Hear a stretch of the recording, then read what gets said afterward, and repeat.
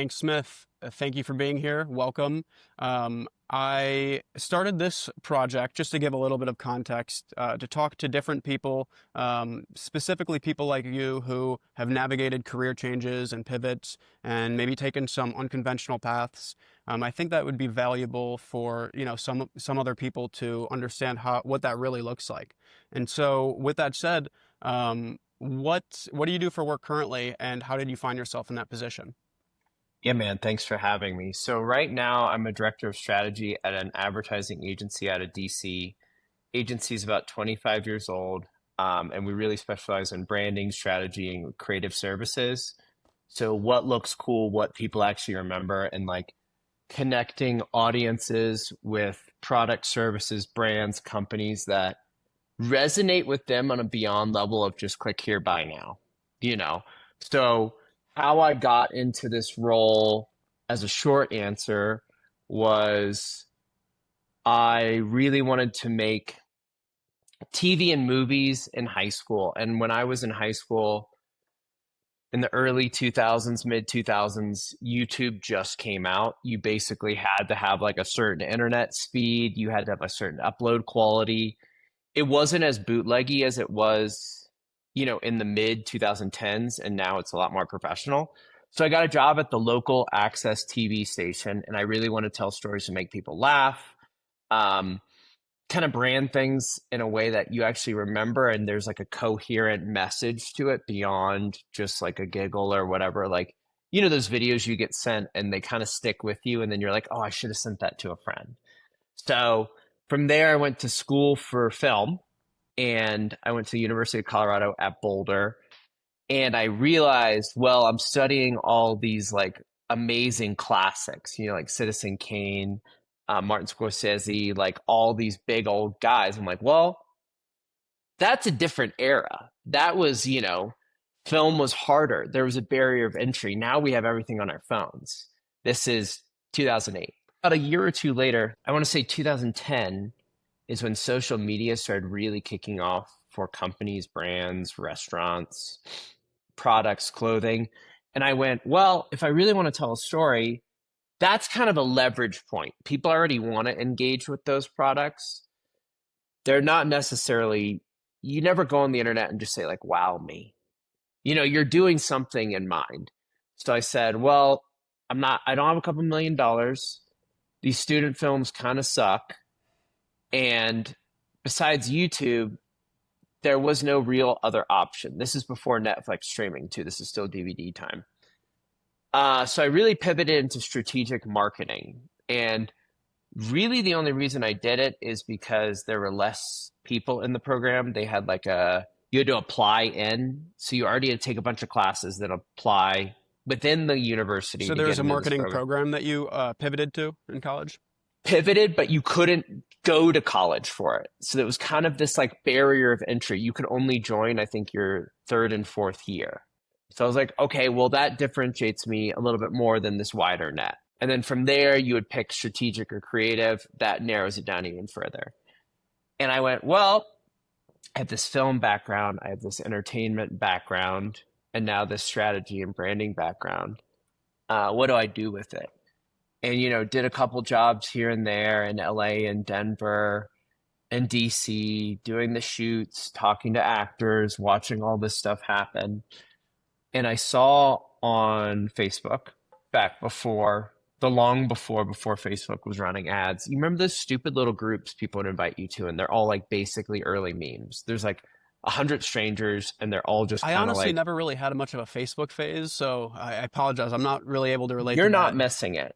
So basically, it was before, it was just like there wasn't an automated feed. It was just your friends. And then you could join a group that was like social marketers. And there's like 50 people in it, and they're just saying random things. But it was the first like chat room-esque that Facebook kind of allowed So is without that it kind of like getting, the crux of what like the groups turned into, or not necessarily? it's exactly that. It's Okay, almost like a subreddit in that you're right. sense. Yeah, I get it. And someone posted a job that was like, hey, social media marketing in Berlin, Germany for an online streaming platform.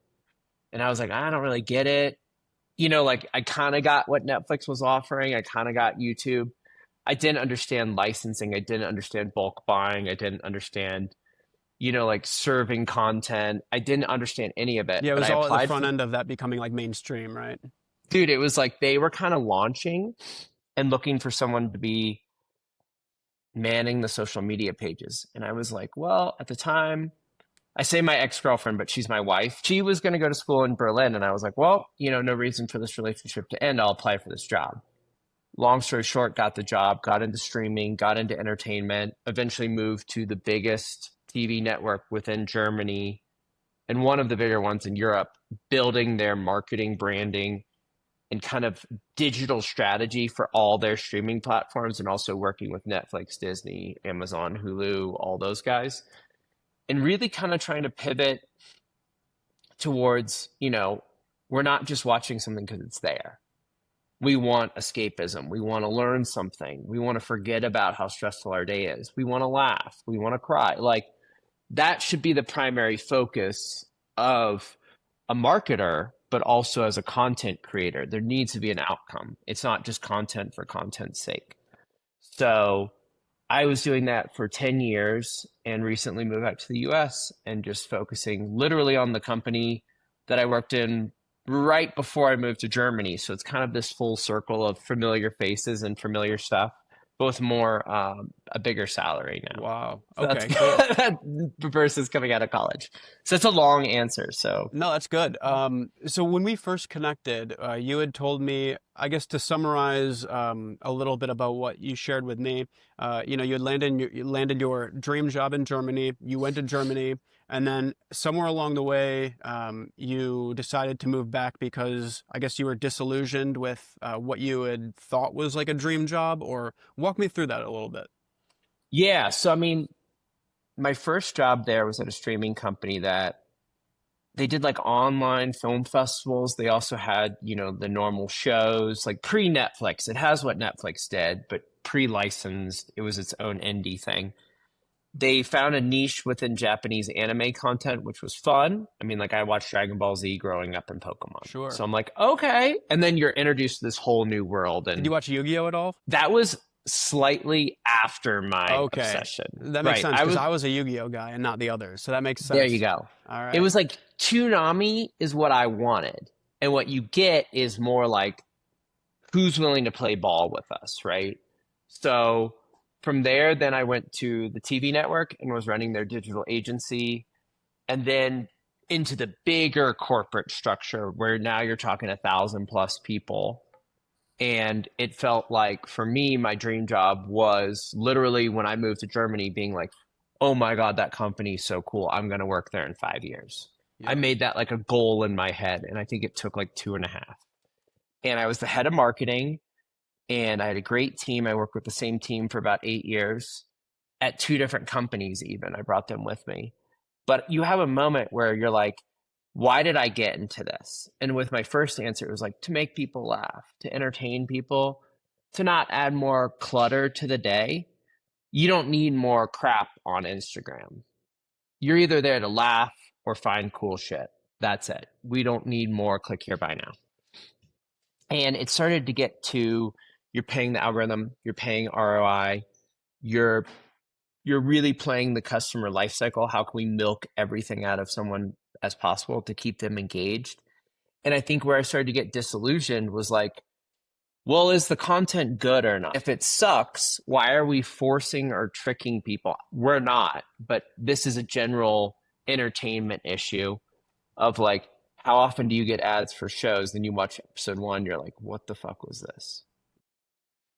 This sucked. Or like, you're seeing all these movie reviews come out and they're like 0 stars. And you're like, how did Ice Cube pull that off with War of the Worlds? Like there should have been so many fail safes to get there, but we basically just wasted strangers' times. So I think in my brain, I was thinking, well, I got into this to have a hands-on influence on kind of the way the media landscape is shaping. And for the longest time I did. And once you get too high up, you're just doing budgets and listening to your team's problems and fighting a board of directors for why they need to sign up for one tool or another and submitting, endless documentations of why this, that, why that, why this. And I stopped really doing what I liked, and I started to hate it because it's keeping you from something that was entertaining and empowering and also just like rejuvenating, especially, in the last 5 years when you're sitting at home, it's like, well, I want to love what I'm going to do, or I'm just going to play video games. So I hit this wall, I want to say 2023 Christmas time. My wife's family, her middle brother, his wife, kid moved to Berlin to be near us. She found out she was pregnant. It was like, we're going to move back to America. This is Christmas Day, I think. And while my wife were walking home, we never really talked about moving. We never really talked about quitting our job. She loved her job too. And I was like, are we over this? Like, it was really just like one of those moments where the world kind of seems so thin, where you're like, everything's good. We own a home in Berlin. We have our best friends we'll ever make there. Our dog was there. All my favorite furniture was there. Like, I can't move the guitars. They're fine. But I was just like, you know what? It kind of clicked in my head of like, you know what? This was a huge pain in the ass. Being an expat was really difficult. And some things that take a phone call in America were taking months there. Really? Like Some what? even, it just depends. I mean, like, we were trying to buy our home, and despite putting down basically a holding fee, it was still just like second guessing who we are as people, because I wasn't a German resident, but I was a permanent resident. I've been working there for 10 years. I run a company there. And it was still like kind of 1 foot in, 1 foot out. And you're talking to places and they're like, oh yeah, we'll let you know if you're approved for your mortgage in like 7 to 12 weeks. I'm like, I'd almost pay more to not deal with you. Like, this is an instant verification system. I think for my driver's license, it took 4 months to get. Oh, geez. And that's just converting it. But in the meantime, Yeah. you're like, well, I guess I'm just hanging out. But Yeah, then just gonna even walk like, everywhere. yeah, this is fast forwarding. I quit my job and I need like the unemployment slip to prove that I wasn't employed there. And I Okay. basically had to call like our accountants, like I think they have a 14-day grace period, and this is on month 2. And I'm like, hey, I know you saw my email. Like, I literally got like sales software to see if they opened my email or not, like MailChimp, Yeah, you put an open cookie. Yeah, exactly. It was like, oh, I'll need to get back to you next week. I was like, you just have to fucking sign it. Like, it was just like missing that human connection of like, I'm on the phone. Please help me. I'm literally moving out of the country. I just need this one last form to get out of this. So that eventually takes a toll on you. Like, our roof was leaking. It took 4 months for them to make it stop leaking. And we own the home. Yeah, It was I just can like see how that would be going frustrating. through the bureaucracy and all that shit. And you're just like, how about if I just do it myself? Well, if you do, you'll buy it. I'm like, no. Like, I'm over this. So it was really like on a day, on a walk. It was a 5-minute walk home. I'm just like, I'm over it. And had you like talked with your wife about that prior? No, not at all. No, we Wow. both were just like, the US has got a lot of national parks. You know Yeah. what I mean? Like, we're like, I haven't driven a car consistently in 11 years. It would be nice to do that versus cabs, Ubers, whatever. Like, it'd be nice if our dog wasn't in downtown city. But you have that moment then of like, then accepting a solution, finger quotes to your listeners, a solution to your problems, but it takes 8 months for it to unfold. Yeah. So you're like, even if I quit my job tomorrow, I'm not going to get out of here bureaucratically, physically, financially for at least a year. So you're kind of, yeah, sorry. I didn't mean to interrupt. I'm sorry. I was just No, gonna you're say, good. like, what was it like when you and your wife decided that it was time to quit and make a change, and then you started talking about moving back to the USA? Like, what was that like? I think it was emotionally like, people will be like, when are you coming home? And you're like, well, this is my home. Yeah. This is where I live. Like, where we went to school and college is not my home. And I always made the joke of like, people always say, home is where the heart is. I was like, no, home is where my crap is. Yeah. Like, my best couch I've ever owned in my life was in Germany. Like, I loved my bed. I loved my walk. Yeah, that Like, good I love German my engineering, coffee. right? Exactly. But like, in my head, do I long for that now? No. I miss my friends, So I think for us coming to that conclusion was really like, well, a lot of Germans leave all winter for vacation. They have 30 vacation days a year, so they leave when it's really cold. And we're like, let's go on a trip and let's try it after 10 years. And when we were on the trip, usually, you kind of like want your stuff back and you just want like a change of clothes. And like after a week, you're kind of like, okay, I'm over it. We were gone for 2 weeks and I was like, I don't want to go back. Yeah, so And you didn't not get even over like, it. no, and not even in a vacation mode. I was like, we're going to move to Vietnam. I just don't want to go back to Germany. And I miss my friends like hell, but I didn't miss the crap.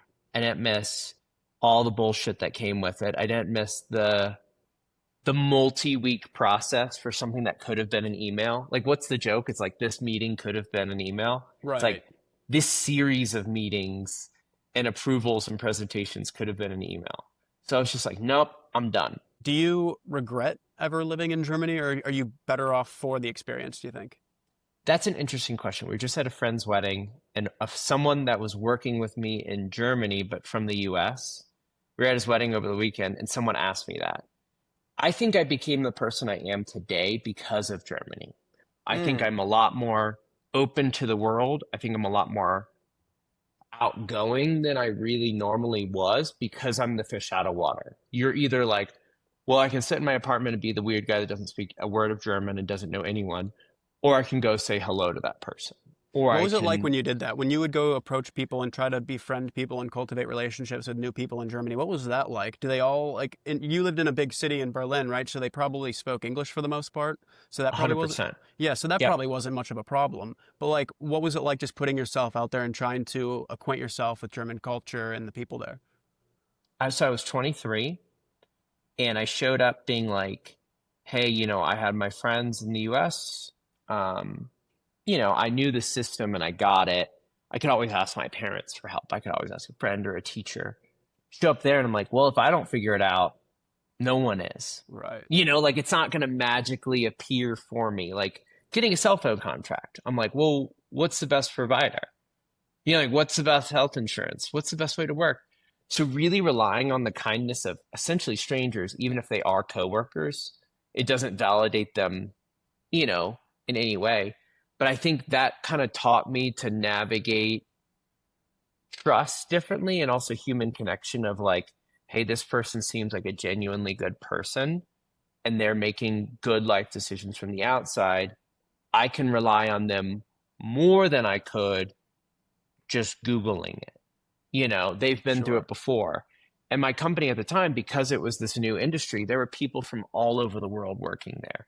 So we're all kind of navigating it. I was by far the youngest, maybe by 6 or 7 years. Oh, wow. So I think for them, they were also trying to protect me from some of the things that they had fallen prey to. Not anything bad, but just like, hey, when you get an unfurnished apartment, that could mean no toilet, no kitchen, no floorboards. Right. You Okay. really got to read this thing. And I'm like, used to the US of there being like a washing machine and a stove and a microwave and a fridge. It's like we moved in with none of that, no refrigerator even. And you're like, well, I'm 23. I'm going to go buy a washing machine today. You're like, dude, are you kidding me? Like, they literally pulled the lights out of the ceiling. There were just wires dangling. Like, we lived in the dark our first night. And I was just like, so you're just like, did I get ripped off? And everyone's like, no. But, your brain goes defensive. So I think it's also interesting when we were at this wedding. My wife didn't know any of the guys. I did. And they're instantly like, oh, you like what I like? Let's be friends. In Germany, I would hang out in extended circles with the same people for years. I still wouldn't call them a friend. Really? Germans are different, where their friends are like 5 to 10 people. People that you would call on an emergency, not the Facebook friend, not the coworker. They're not your friend. I think it's a lot more um Just like colder people because of the culture, what have you, or that was like what people were telling me is like Germans have no sense of humor. They're so cold. It's like that's the actually stereotype. right, once you're your friend, they're a lot funnier than we are. But they're never gonna say it to you because they just don't care. They don't want to waste their energy on you.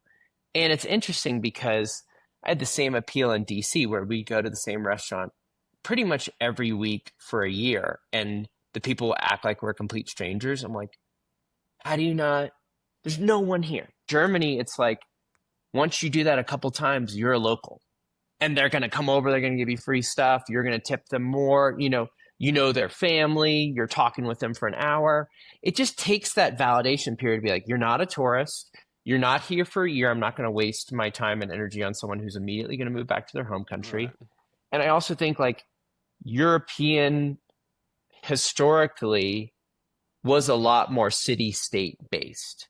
Yeah. Their society does not have a great migration that the United States did, where a lot of people, like my parents don't live anywhere near where their parents raised them. It's like my wife's parents grew up in Germany. She grew up in New Jersey and Colorado. It's like we're so much more used to just not caring where you're from or whatever. And then in Germany, I found a lot of people do either totally hang out with expats or hang out with people from near where their hometowns are, or they have like a tighter social circle that's just not as fluid as ours. So really even, getting within that space and having those conversations of like, well, if I recommend someone to a job, it's not a friend off of LinkedIn.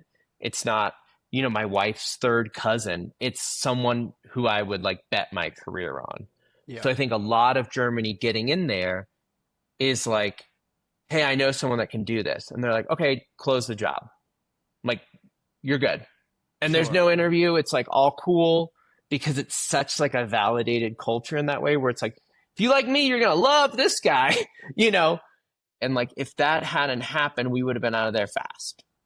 If we hadn't put ourselves out there, made an effort, gone to events or hangs that you normally don't really want to do, and like really tried harder at work to be like, oh yeah, throw me in that. Or like, hey, what are you guys meeting about? Mind if I join? Yeah, exactly.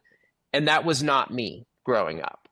So really just like, this is almost a different podcast topic, but I overheard people when I was working at the company being like, oh yeah, there's some event in Japan.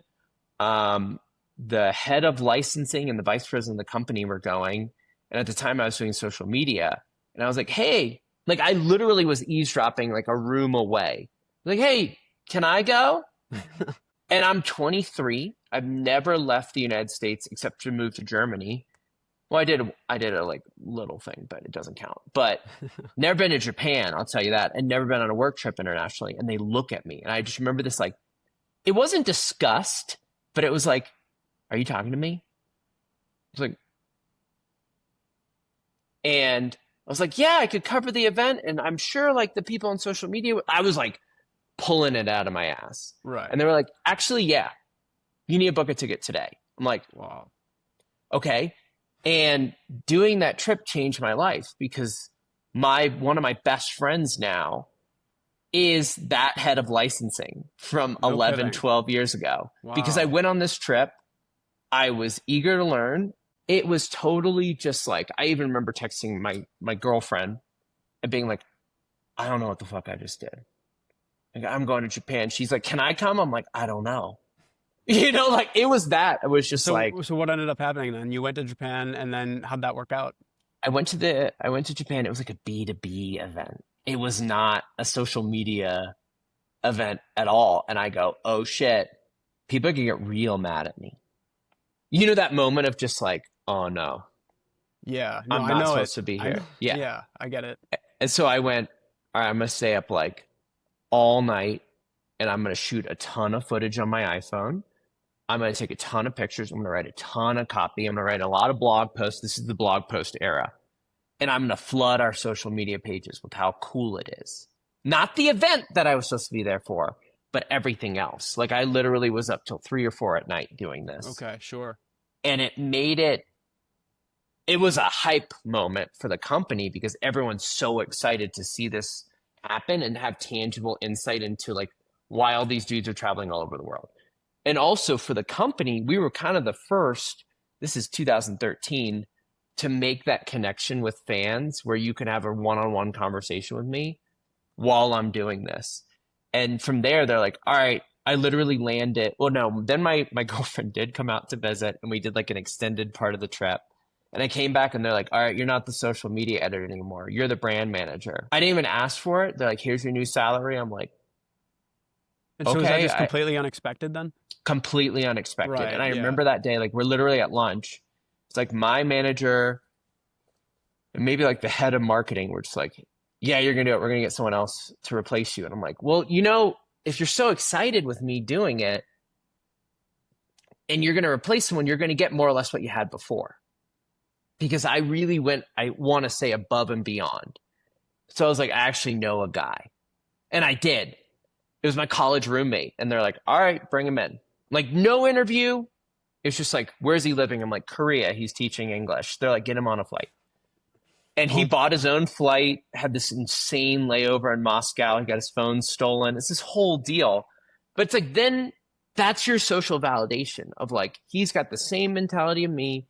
We're not going to hire a dud, and we can keep this momentum going. And him and I really pinged this brand back and forth for 2 years.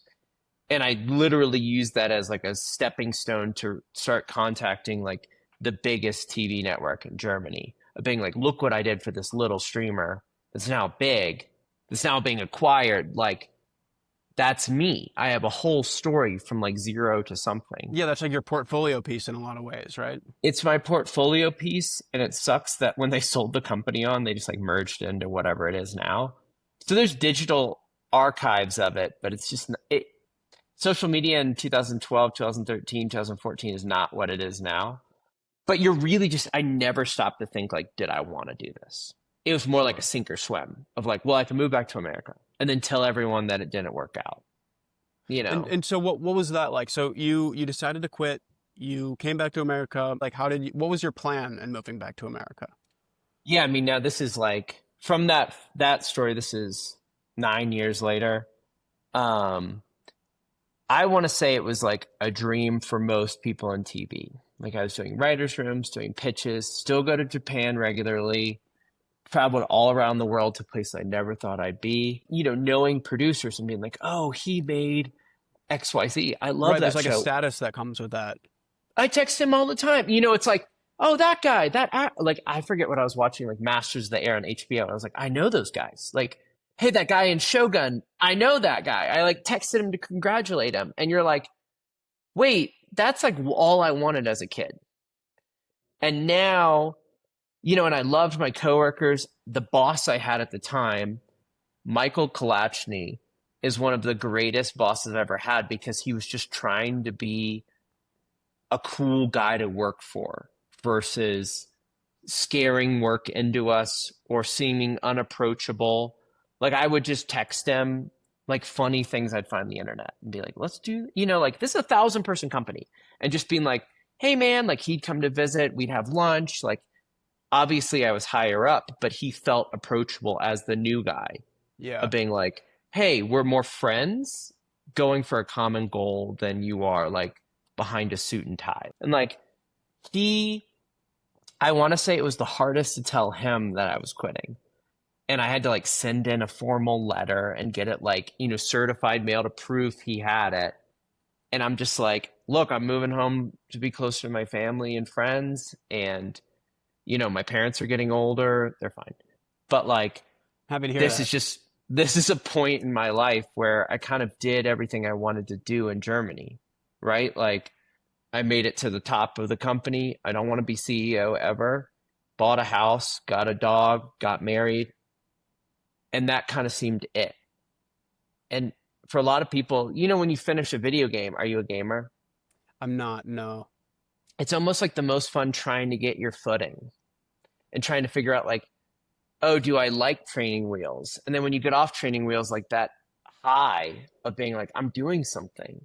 This is risky, but I'm doing it. I'm having a lot of fun, versus just commuting every day on a bike. That's not the same emotional roller coaster as learning.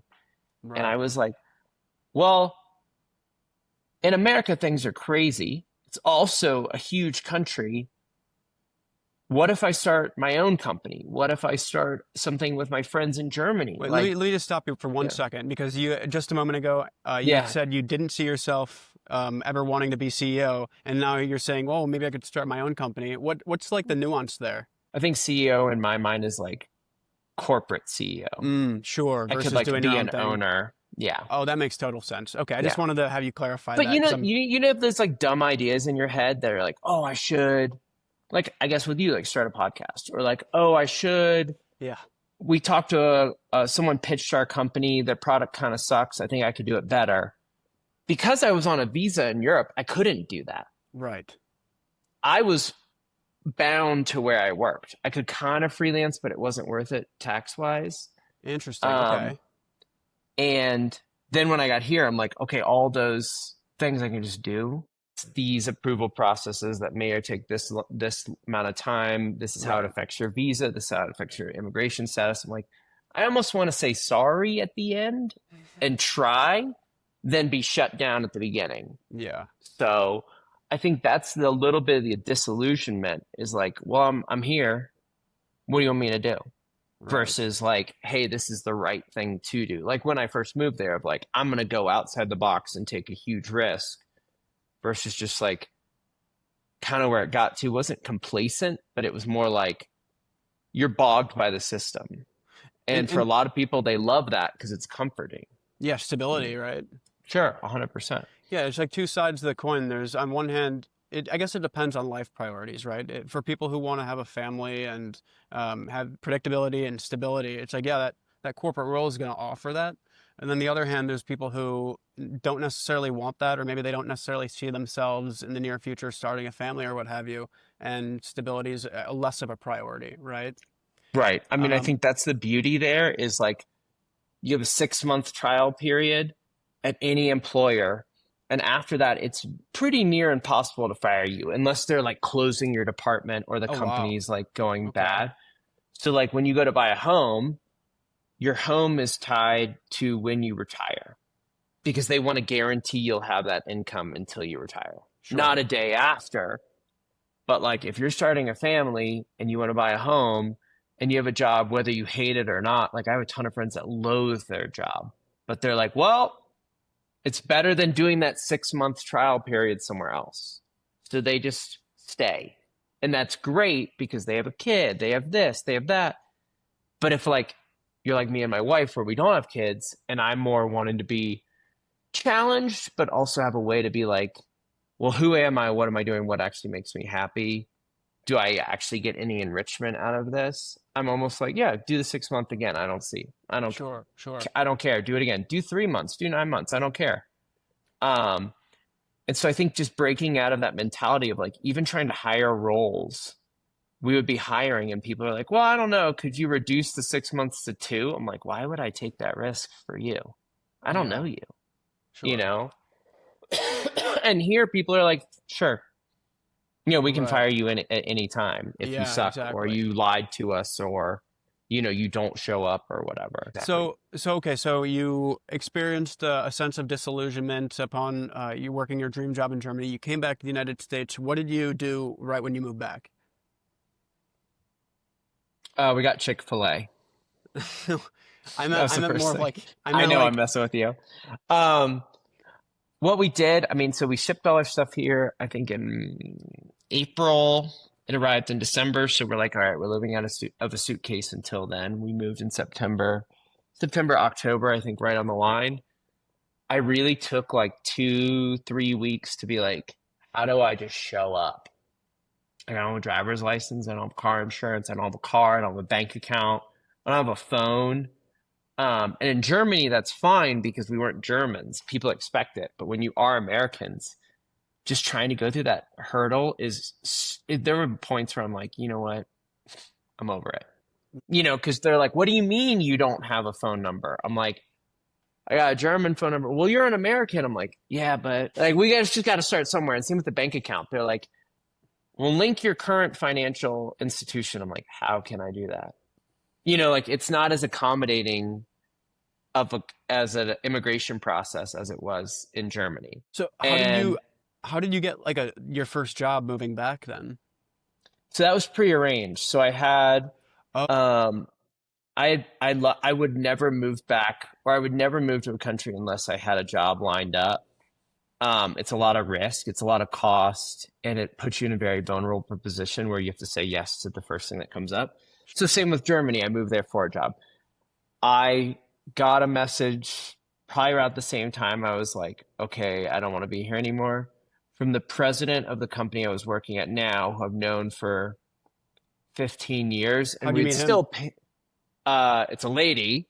Oh, And how did sorry. I meet her? By working there. She was like an account manager, and maybe 2012, 2013, she had been there a couple of years, and she was kind of showing me the ropes when I was straight out of college. And like in Germany, I was like, I'm gonna like differentiate myself. I'm gonna burn myself out. I'm gonna, work a million hours a day to make this work. Oh, this kind of sucks. I'm gonna try even harder to make it work. So she knew I would do it, and she knew I had the mentality to do it. And she would ping me. We'd ping each other throughout the years for something. Like, Sure. hey, do you know any web developers? Hey, do you know any editors? Hey, I had this thing. I need a US company to back us up. Yeah. And she was like, hey, we're doing this job. We need like business development. We need strategy. We need this, that. Do you know anyone? And I was like, well, yeah, one of my best friends, but he's a German. It's an immigration problem. That's going to take all this time. And I kept recommending people. And then when I had this, like, okay, I'm over it, my brain went like, I'll just go back to where I was. There's no Yeah. reason I didn't like it. It was just hard as an entry level person. So I moved back with them in mind, familiar faces, amazing people. Like I would bet my career on them to help us when I was in Germany. Wow. There would be like some dumb design project and we'd get all these like samples and have agencies all over Europe pitch. And I'd be like, I bet my job right now I'll quit if this place doesn't do it better. And they might even do it for free just to prove a point. So I kept kind of like putting my mouth on it of being like, they're way better than what we're doing. I don't know why we even, you know what I mean? Like, hey guys, like we spent 6 months on this. What we created sucks. This place will do it over the weekend. So then I was like, well, if I've been talking so much game, I should probably like go there and do it. And so kind of coming back didn't feel like a homecoming, as more as just like picking up where I left off, 11 years later. So it was funny, even when I got my email, it was like, oh no, all those newsletters and all those things I signed up for 12 years ago just picked right back up when Oh, they reactivated it. So that was good. And that felt like the most stable part of the entire move because they have a physical office outside of DC. I was familiar with it. I knew the drive. Even though we're remote, I know that the people are real, and I recognize names on LinkedIn over the years because we were so connected. It didn't feel like Germany where I showed up and was just like, hi, I'm Hank, and hope someone talks to me and sure. like hope there's a computer for me, or like that weird like syllabus week time when you start a job and you don't really do anything for 2, 3 months. Right, I'm right, just right. like, all right, I'm gonna hit the ground running. Let's go. So that almost felt like the crutch of moving back here where there's so much uncertainty and so much just like, hey, I don't really know what you guys want me to do as a country, but at least I know to show up to work. Sure. Like Yeah, right, right. What um what advice would you have for someone who's navigating a career pivot or looking for a job? Even if they're not, an expat, like, do you have any recommendations or feedback for people who are navigating uncertainty, trying to go from 0 to 1 in a space? yeah, I talk to someone probably once a week about this. Like someone will reach out from my university or from a network or from a friend. I'm glad I asked then. This is, well, for them, it's always like, hey, I'm doing this and this isn't working. How do I pivot to something else? And a lot of what I've seen over the last 15 years of working, probably even longer, I guess I was working at the TV station and stuff before then, 18 years, whatever, was I really want to be X.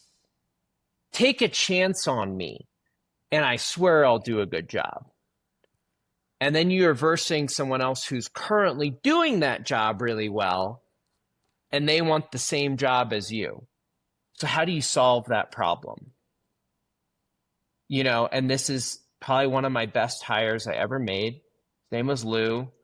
I'm definitely gonna send him this, but he reached out and was like, I went to schools I think he was like a creative writing major, and I really want to be in advertising. And I was like, yeah, man, get in line, like, all right. And he's like, here's my portfolio I just made on my own. And I'm like, all right, now I got something. I got something to compare you to the other guy who's been working here. I got something compared to the guy who went to school for this.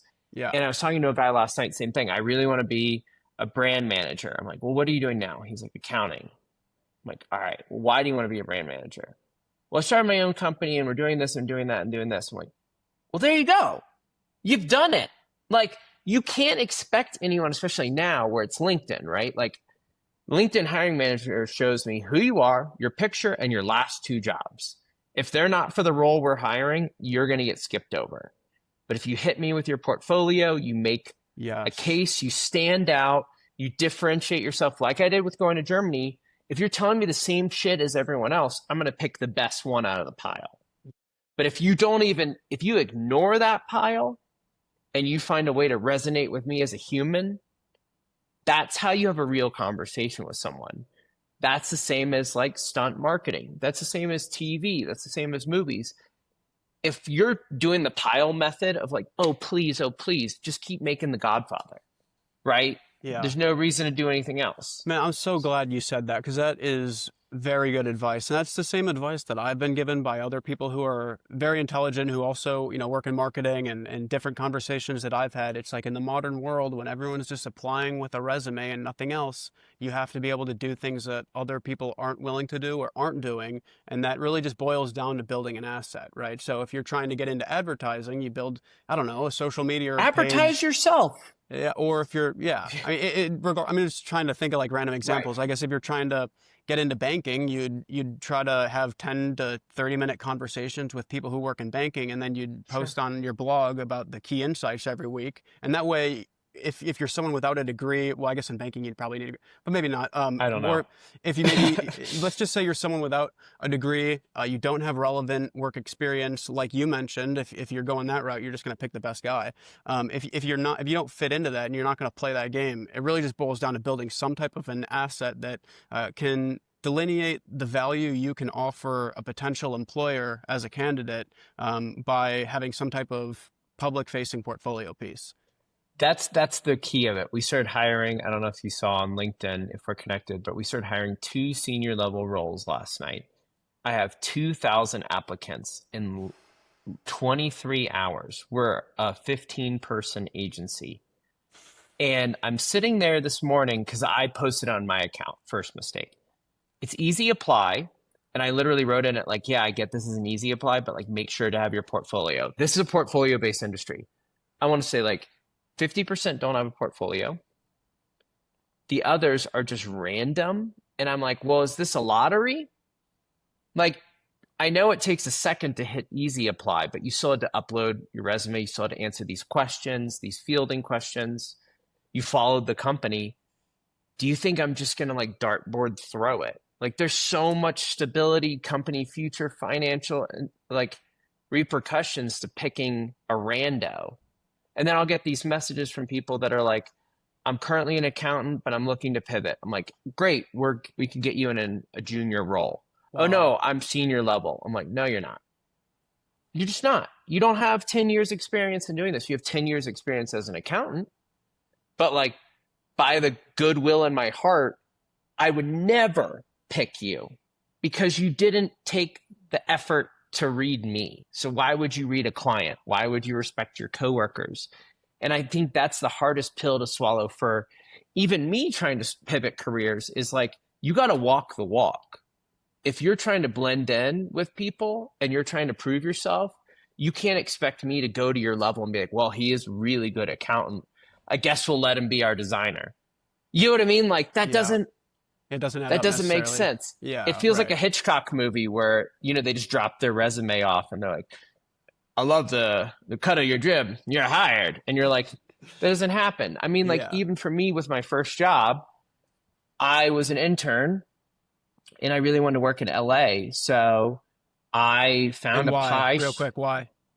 I wanted to be in production still in the TV. So I was doing commercials and stuff. So I found a pie shop and I had them bake my resume laminated into the pie and send it to them for Pi Day. That's brilliant.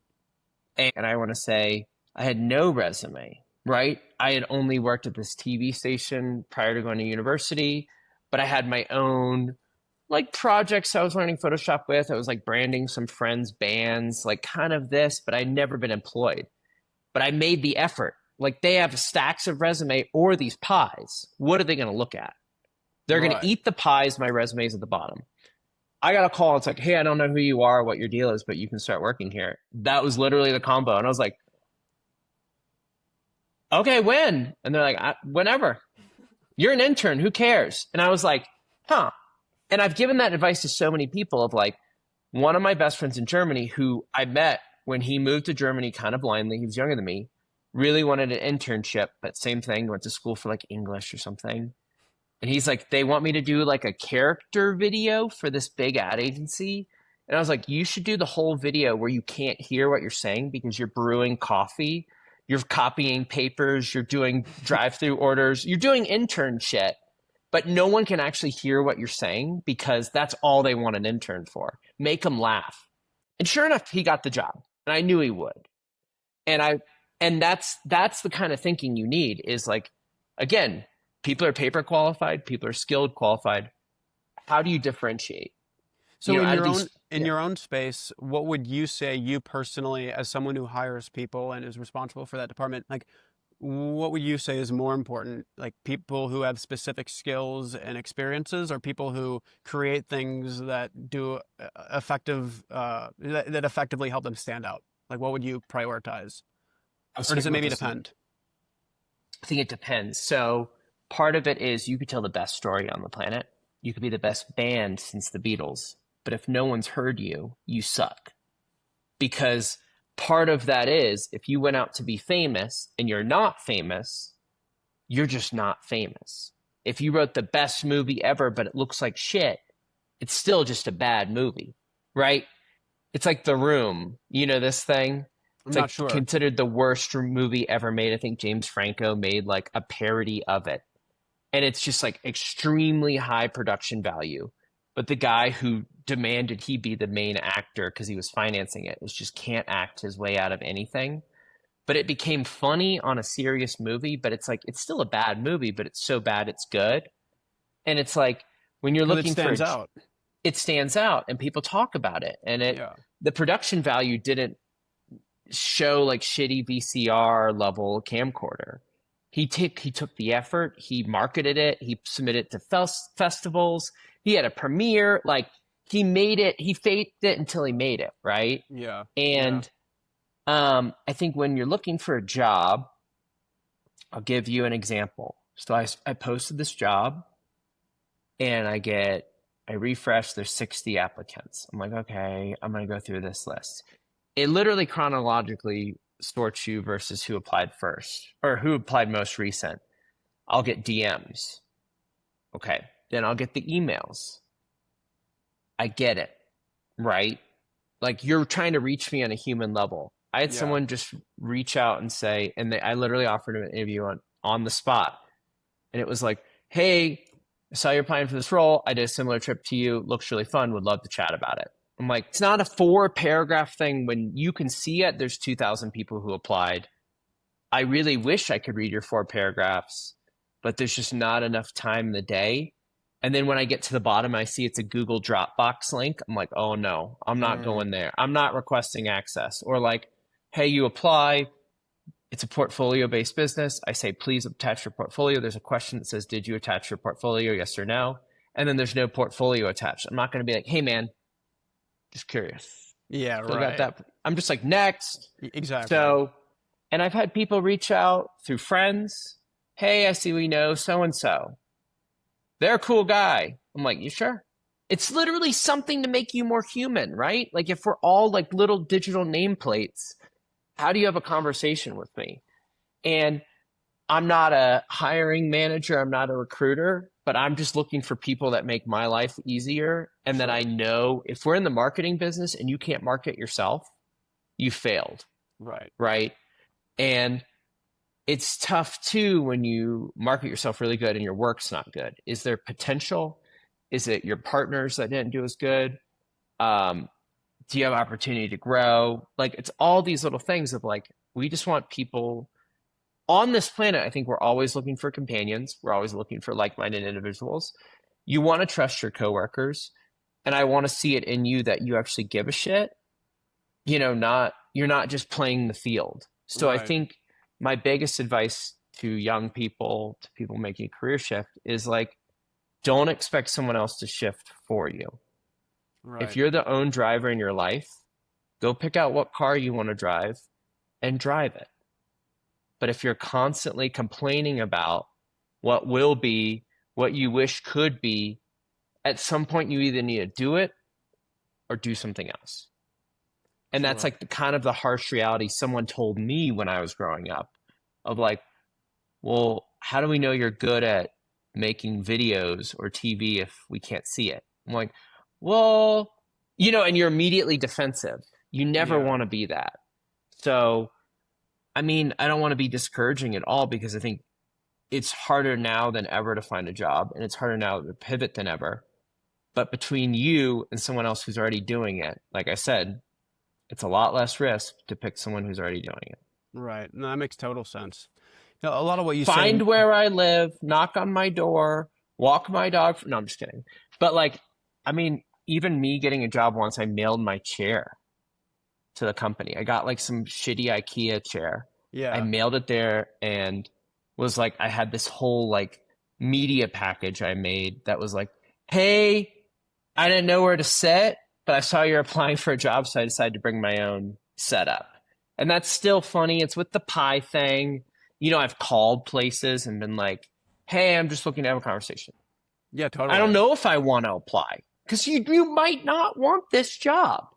Yeah. It's a two-way conversation. You could say, hey, these guys are super annoying, you know, Yeah, but it's it just like, kind of hey, reminds me of there was an instance last year where I saw a job post for like an SDR, and I wanted to make this video where just to kind of show how I would think about like doing something different to try and apply for a job. And so I saw this job post, and it was for an SDR. And so what I did was I found the people who currently worked as SDRs at that mhm. company, scraped their emails with I think Hunter.io, and then I sent them an email saying like, hey, I saw you guys are hiring for a role. You guys do this role. Like, what does your day to day look like? What's like the values at the company like? Um, and like the theory behind that is, and they actually responded to the very first email I did for the very first job post. I got responses like just telling me what the roles were like. And in theory, it's like if you do manage to get a response, on one hand, you're going to be more likely to have your resume bumped to the top if someone knows you Oh, and puts in 100%. a word. So there's that. But then there's also, if you do manage to then secondly get an interview with that company, you kind of jump the shark, so to speak, because you're coming in with leverage saying, hey, I talked to other SDRs at this company. Well, I and they know who understand. you are, you Exactly. know? And I think that's a valid point of like, you asked them a question. You didn't ask a request of them. Yeah. So I've even gone and I've had this happen to me of someone reaching out to me and it kind of was like weird pickup artisty kind of vibe, but it was like, hey man, I see you're applying for this job. This is back in Germany. Do you like working there? And I was like, what do you mean? Do I like working here? And then I was like, huh. Like they actually are thinking about this beyond just apply, apply, apply, apply, apply. And I was like, yeah, I kind of do. This is the things I were doing. This is my team. Then I look at their LinkedIn portfolio. I'm like, oh, my friend Austin. That's so cool. Do you guys actually know each other on LinkedIn? Apply. Like you said, you automatically sort through the bullshit. Yeah. So does it take that? Maybe, right? Like we're in a remote world. You're talking to me in Chicago. I'm talking from Colorado. You're not competing against other people in Chicago. You're competing with people essentially all around the world at all Correct. times. Yeah. So finding a human connection. I mean, another thing I've got, I don't say to do this, but everyone's like, oh, let's have a virtual coffee. I'm like, yeah, sure. I'm always drinking coffee. Me One too. guy was trying to sell me this like AI tool. Great guy now that I know him, but he's like, hey, here's a gift card to Starbucks. We don't need to make this a virtual coffee. The coffee's on me. And I was like, well, I haven't had Starbucks in forever, literally 10 plus years. But that's kind of funny is that he like walked the walk. And I remember like we've now done business with them and his company for about half a year. And I just reached out. I was like, yeah, man, why? He's like, well, because everyone says the same thing, but no one does it. Like even the fact that you had a link in your email that wasn't like, look at my portfolio. Tell me what you think. It was just like, hey, coffee's on me. Right. And then Yeah. I'm like, well, I took the gift card. What does he have to say? Right. Yeah. And then I was like, Reciprocity. actually, well, then for him, it validates the lead, right? Like, how many times do people write out these insane cover letters and get zero reply? It's like, you just burned an hour. Yeah. That sucks. That's so discouraging. And the letter will get worse and worse and worse because you're like, no one's reading it. For him, he saw I've got the gift card. Then he can start doing all his research on me. You know, it's like some type of indicator. But I think it's really about like playing the field, right? Like if you want to be a marketer, market yourself. Make sure your website doesn't have a password on it. Make sure your links work. Make sure you have a great picture of yourself. People want to see who they're talking to, right? No one likes to be blindsided anymore, that we're all meeting digitally. It's like, hey, are you a real person? Are you AI? Like no one, I've literally had some AI bots schedule calls with me. I show up, no one shows up. I'm like, hey, just curious if anyone's joining. No reply. I'm like, That's odd. what was it? Yeah. I've had like 4 or 5 in this month where I'm just like, Really? sure, That's what do you kinda want to tell me? concerning. Yeah. For sure, because it's all algorithm based, right? They see Yeah. that I perform some action. They send me an email. I'll engage the email. They'll schedule a time first thing they can because that's the way it's trained. It doesn't mean someone ever got that information, right? It's still human error. But I mean, that's the big thing too, is like, what are you offering that ChatGPT doesn't do? I had a whole like fake or AI like based website person or bot try to book a slot on this podcast from a post I made on Reddit, and I visited their website and just straight away like they had all their ads were AI influencers like pretending to be real but no mention that it was AI. The people didn't have last names. Their LinkedIn pages didn't have last names, and they're like, "Oh, I worked 10 years in venture capital, and now I'm doing a startup." It's like, "Oh yeah, sure you are." You have 5 connections. You're like, Yeah, just like what? So it well, is kind of odd to see more of that happening. It makes me wonder, like where's that going? Why are they well, doing where's it that? going and what's the scam, right? Like Yes, the yeah, whole scam calling thing in the US doesn't exist in Europe. It kind of started, but I'm like, I get all the texts that are like, hey, I'm like, what's the scam? You're gonna like what do you manipulate think it the is? Like I, with I these have no types of idea. yeah, I think it's literally, I mean, this is the thing, is it's social engineering, right? It's seeing who's active, who's susceptible to these things, and then they move you along a yeah, sales and then funnel. siphoning off those databases to Right. brokers who can then sell them to third parties who want to Sure. But the prey on the LinkedIn vulnerable. pages with 4 connections, I'm like, buy some fake followers. Put in the effort a little Yeah, bit to yeah, fool yeah, me. yeah. Don't hope I'm a genuine sucker, maybe just a low grade sucker. Right. But yeah, no, man, there's tons of that. And I think same with like having conversations with real people. It's like you just want to pick up the phone and talk to someone. But a lot of times those people have been burned so many times by like people who show up to a podcast, to a product demo they're like, so what do you guys do? I'm like, you reached out to me, man. Like, Yeah, yeah, why do yeah. I care? I did my research on you. What do you, oh, you want me to, okay, 10,000 a month. Like, no, you don't Yeah, even know what right, we right, right. do. Or you spelled my company wrong. Or like, you know what I mean? So that goes back to the job thing. It's just like, sell yourself your best self at all times. You never know who you're talking to. So, like the agency or the marketing space, what kind of asset would you like to see someone build if they were trying to get your attention? Like, how would someone get Hank's attention if they were not necessarily they didn't have necessarily like the best resume, but they were maybe creating like reviews of other e-commerce stores on YouTube. Like that's Mhm. something I did, and that resulted in a long time client for me. Sure. And so I'm curious to ask you, like, if someone was in your space, what would get your attention? So I think it's really interesting because the same conversation we had in TV, right? Is like, did you watch Game of Thrones? No, I'm not a TV guy. You're not missing much. But Game of Thrones was the cultural phenomenon of our generation, right? Because it felt like a character, they had built a character for everyone. The bajillion characters, someone's going to resonate, right? you could choose kind of what storyline you were following, what plot point you were following, what characters you like seeing on screen more than others. There's some guesswork involved. And I think that comes down to like individualization of media, right?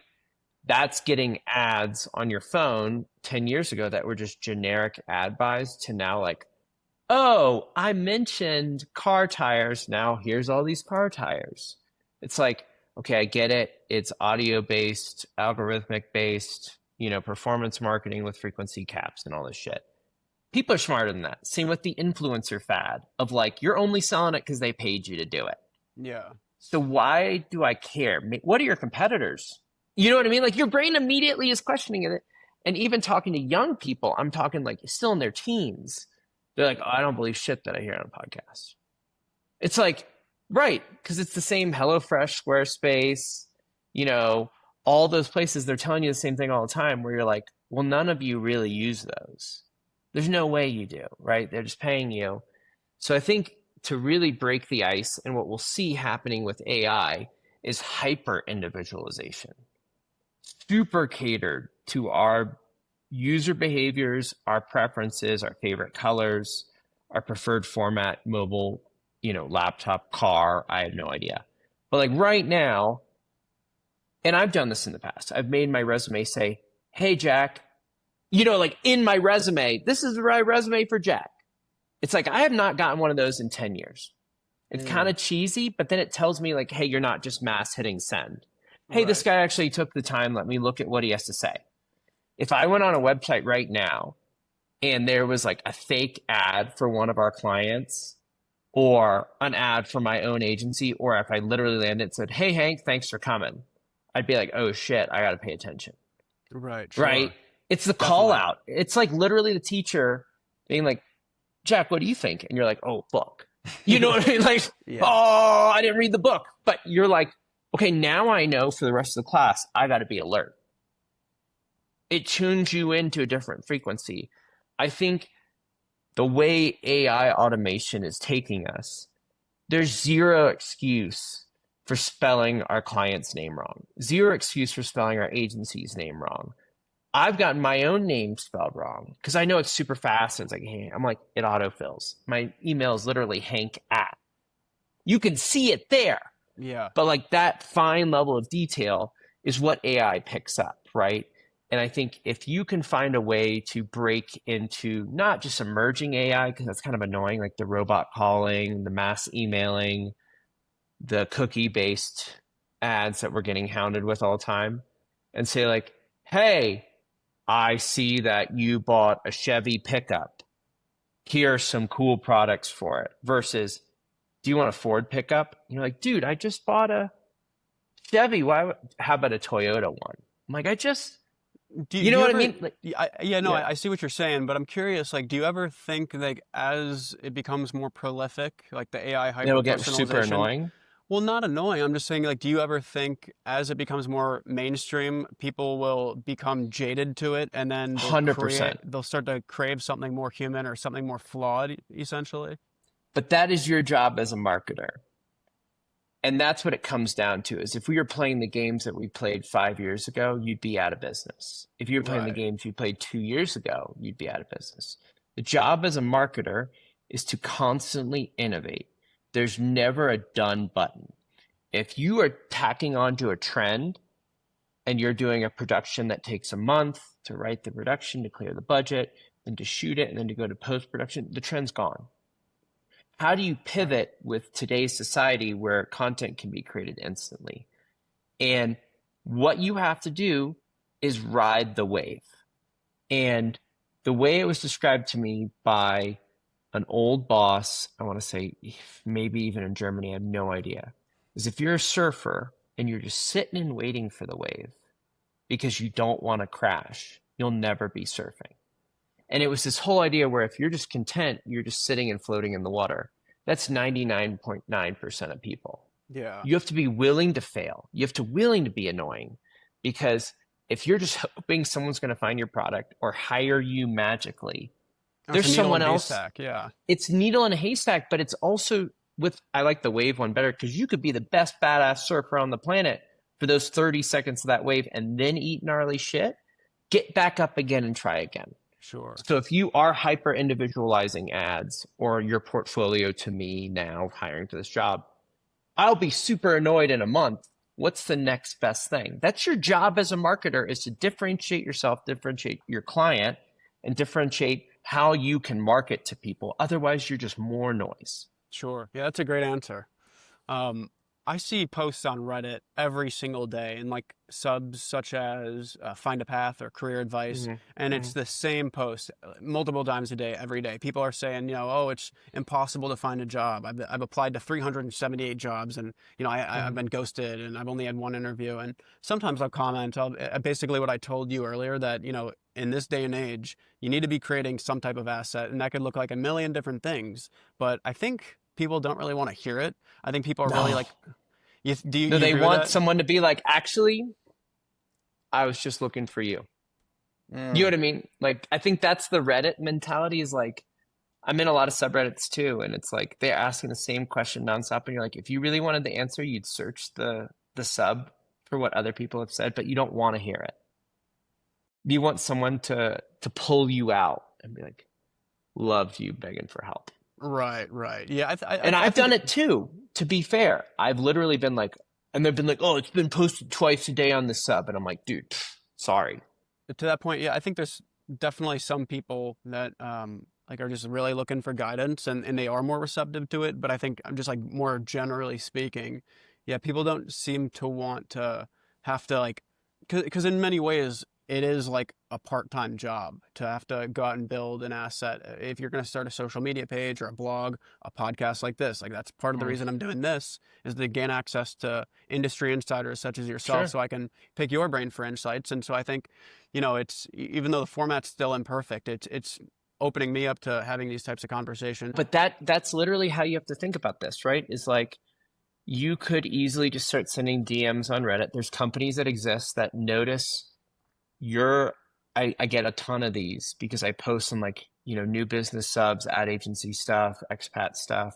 Because I'm curious, and I also want to say like, hey, that doesn't work, or hey, tread cautiously with that, or like double check your sources. There's bots that will hit you up on Reddit. And it's like, well, that's a needle in the haystack again, but it's also like a little bit of social validation, right? That's what we all kind of crave, is you never want to be rejected with a potential love interest, with a friend, with a job. If you put yourself out there and you get rejected, that sucks. And doing easy apply, no one's going to call you up and be like, hey, Jack, saw your application. Sucks. Right. Change industries, right? But if you call someone and you cold call me and I say, hey, man, yeah, like I wish we could, but we're actually not hiring. That actually hurts. But that's how you have the conversation. Same with DMing me, same with emailing someone, same with like, I used to just cold call companies. Same with you. It's like, you put yourself in a vulnerable position, but you also put the receiving person on a vulnerable position, because we all want to please the other person. You're a complete stranger, but I don't want to make you feel bad. But if you're just a ping on Reddit, you're a ping on LinkedIn, I don't owe you anything. And I think and my wife's in the kitchen right now, but even for her, I'm like, write that person. Like they wrote a post that's like, we're hiring for this role. I'm like, comment. And she's like, I'm like, what's the worst they're going to do? They're never going to call you out of that. You have to break the glass ceiling somehow. It's same with like any great product was either advertised to you, a friend told you it had a sale, they cold call you, they went door to door. It's like something has to put it in front of you to where you say yes or no. But Yeah, the totally. internet lets you not respond. And Yeah, that so you have sucks. to get yourself out of that and do something. Well, you could still exist on the internet and put yourself out there, though, right? Like, I guess that's what we talked about earlier. But just in a way that's either more vulnerable or more to get you more exposure. Yeah, that makes a lot of sense. When we had connected initially, you had mentioned that at certain points in your life, you've experienced burnout with work. What's that like? How did you deal with it? And could you just speak a little bit about that experience, about feeling burnt out with work?